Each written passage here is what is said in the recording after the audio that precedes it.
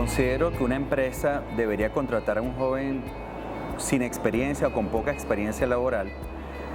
Primero, porque tiene más disposición a aprender cosas nuevas y a desarrollarse. Segundo, porque trae esa mirada fresca que favorece la creatividad en la toma de decisiones y a la hora de dar soluciones a los problemas. Y tercero, porque en el momento en que la empresa te abre las puertas, te está dando un mensaje de propósito para tu organización y para el país. No solamente le estás dando un empleo para recibir una remuneración a cambio de unas actividades. Lo estás invitando a ser parte de una institución. Y si algo tenemos que recuperar en Venezuela es la institucionalidad de lo que yo hago. Conforme hago algo que tiene un propósito para mí y para un conjunto de personas, ese propósito me hace sentir responsable de mi entorno. Entonces, cuando una empresa, del tipo que sea, abre las puertas a un joven, le está recordando que su actividad tiene propósito. Sí, la empleabilidad de los jóvenes universitarios, comparada con la de los otros jóvenes, se diferencia, en primer lugar, en buena parte en la actividad que pueden realizar. El joven no universitario o que no culmina los estudios tradicionalmente universitarios tiende a dedicarse un poco más al comercio y a las actividades, a los oficios de servicio tradicionales.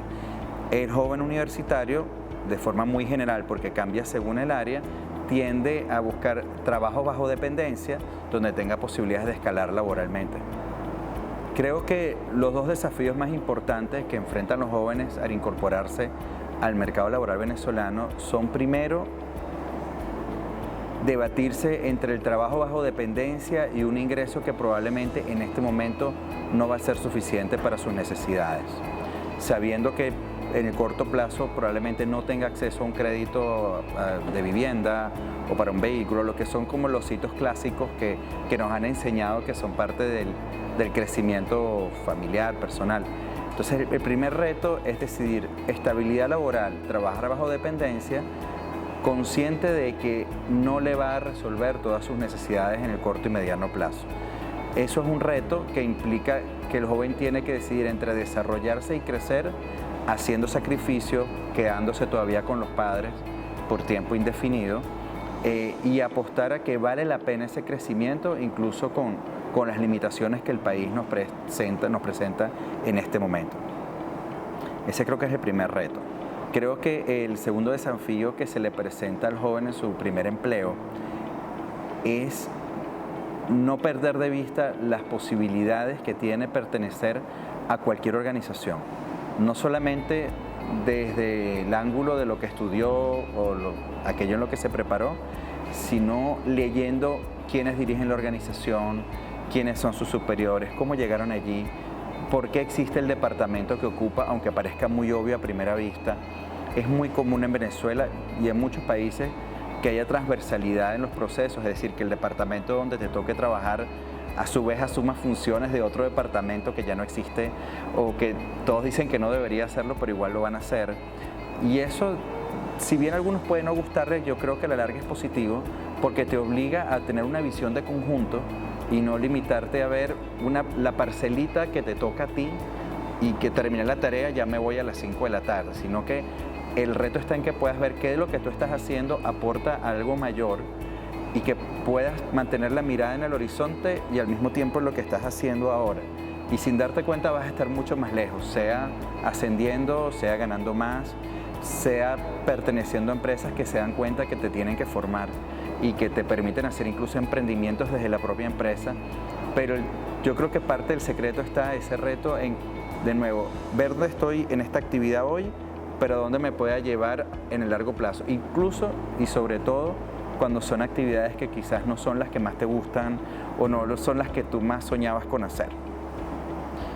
Bueno, sabemos que cerca de la mitad de los venezolanos en edad productiva en este momento no están ocupados, un poco más de la mitad están ocupados, pero de esos a su vez la mitad de la mitad trabajan por cuenta propia, ¿sí? Y de lo que queda, aproximadamente un cuarto está en sector público y un cuarto en sector privado. Creo que la informalidad que se ha vuelto tan común en Venezuela representa una tentación peligrosa para el joven que se está insertando en el mercado laboral.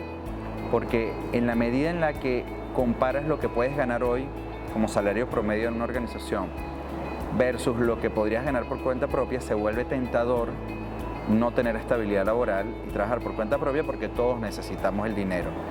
Pero la posibilidad de que tú aprendas de la experiencia de otros trabajando por cuenta propia es mucho menor, ¿sí? No quiere decir que no sirva, pero vas a cometer más errores, vas a ser menos aliados y sabemos que uno de los mejores predictores del éxito profesional son las relaciones.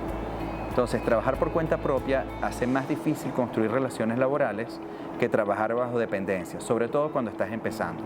Entonces, yo creo que esa tentación entre ganar más en este momento versus ganar experiencia y hacer networking, como llamamos en inglés, es un reto que tienes como joven a la hora de decidir qué hacer.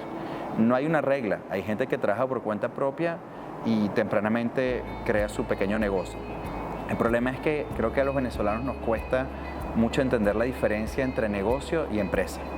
Todos sueñan con tener un negocio propio, pero hacer empresa es un poco más difícil, es de largo aliento. Entonces, mi sugerencia es, si tienes la oportunidad de pertenecer a una empresa, una organización ya consolidada, desde mi punto de vista, aunque en el momento no parezca tan rentable, tienes más posibilidades de aprender cómo hacer y no hacer las cosas. Por cuenta propia puedes sentir un poco más de libertad al comienzo y ganar más dinero, pero también es verdad que tienes más probabilidades de fracasar en largo plazo y el tiempo pasa rápido. Y no es lo mismo trabajar por cuenta propia a los 22, 24 que a los 35, 38 o 40. Las competencias o habilidades más demandadas por empleadores en este momento las podemos separar en lo que llaman habilidades blandas y duras.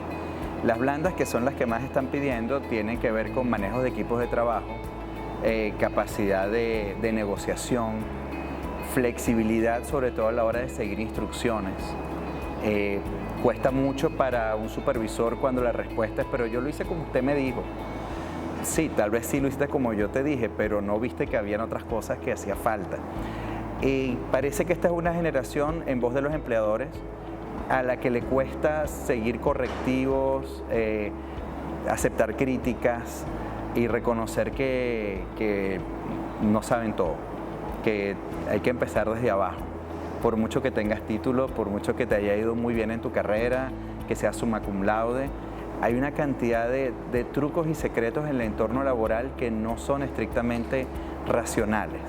Es aquello de cómo se siente el jefe hoy, qué pasó en esa reunión que cambió el ambiente, saber cuándo preguntar y cuándo callar, eso lo vas a aprender con el tiempo. Entonces, algo que piden los empleadores es tener más destreza, más profesionalismo a la hora de integrarse en el equipo de trabajo, saber dirigir equipos de trabajo, saber gestionar un proyecto, reconociendo que van a haber retrasos, a veces faltarán los recursos, pero que igual hay que culminarlo y que no me interesa como superior saber de quién fue la culpa o que te cubras las espaldas de por qué no salió bien, lo que quiero son los resultados.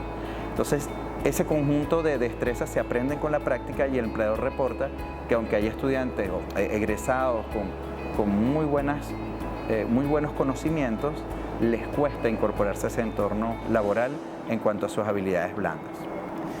Bien. En cuanto a las necesidades que hemos llamado habilidades duras que están solicitando los empleadores, el inglés, manejo de segundo idioma, ya prácticamente es indispensable. Lo segundo que están solicitando mucho es lo relacionado con atención al cliente. ¿Okay? No solamente el cliente en términos comerciales de atender a alguien en una tienda, sino incluso a lo que llamamos el cliente dentro de la propia organización, sobre todo cuando eres una unidad de apoyo, por ejemplo, y tienes que atender requerimientos dentro de la propia empresa, entender que tienes que dar un servicio. Y lamentablemente en algunos de nuestros países el servicio muchas veces es visto como algo de inferioridad, como que servir es sinónimo de tener menos poder. Y en sociedades muy orientadas al poder eso cuesta. Y definitivamente hay una necesidad importante de manejo de atención al cliente en términos de sentir orgullo por el servicio que damos. Otras habilidades que están demandando los empleadores mucho son, obviamente, manejo de todo lo que es análisis de datos, bases de datos, sistemas de software, pero sobre todo algo con lo que los jóvenes a veces no están tan familiarizados, que son los ODS, los Objetivos de Desarrollo Sustentable. La empresa necesita que sus colaboradores estén alineados de alguna manera con la sustentabilidad del entorno y de la propia organización. Creo que una oportunidad que tienen los jóvenes en este momento, y a veces les cuesta ver por la cantidad de necesidades que tenemos cotidianamente, es que conforme está todo por hacer, conforme las empresas están muy necesitadas de emprendedores adentro, en su propia empresa, gente que vea oportunidades donde otros no las ven, esas necesidades que tienen las organizaciones, que van más allá de un cargo, representan para el joven la posibilidad de encontrar un propósito más allá de un empleo. Representan la posibilidad de sentir, ok, tal vez este no es el trabajo soñado, no es lo que me imaginé haciendo, pero déjame ver qué tengo enfrente que no se me ocurrió que podía tener enfrente y qué hago con eso, incluso con pocos recursos. En la medida en la que tú encuentres una razón para hacer lo que estás haciendo, te vas a dar cuenta de que enfrente de ti tienes más recursos de lo que te habías imaginado. El problema es que si solo lo ves como un empleo para ganar dinero, tener currículum y eventualmente luego saltar a otro trabajo, probablemente encuentres después de un tiempo que no estás encontrando lo que quieres. Pero si te das cuenta que todas las organizaciones que pelean en este momento por sobrevivir y por volver a crecer, están necesitando personas que encuentren una razón para hacer todo eso, sin darte cuenta vas a estar haciendo un montón de cosas, unas relacionadas con tu profesión, otras no, otras novedosas, que no te imaginaste que existían o que no te imaginaste que estaban conectadas. Y en ese camino, un par de años después, te vas a dar cuenta que tal vez no todo te gusta, pero que lo que estás haciendo tiene sentido, tiene un propósito que va más allá de ti, que va más allá de la organización. Y aunque no siempre estés siendo remunerado bien con dinero, bien con reconocimiento o con lo que tú sientes que mereces como joven, si miras bien y buscas bien, te vas a dar cuenta que estás llenando tu bolsa de herramientas y de experiencias que tarde o temprano van a tener sentido, aunque en este momento no parezca. Y eso no quiere decir, no te preocupes si no tienes reales, eso no importa, por supuesto que importa, y tienes que buscar las mejores condiciones. Pero las posibilidades de conseguir propósitos son más altas en épocas de necesidad que en épocas de abundancia. Conforme no tengas todo lo que quieres, estás obligado a volverte creativo. Y en esa creatividad te vas encontrando a ti mismo y una razón para seguir apostando por una empresa, por un país, por una familia.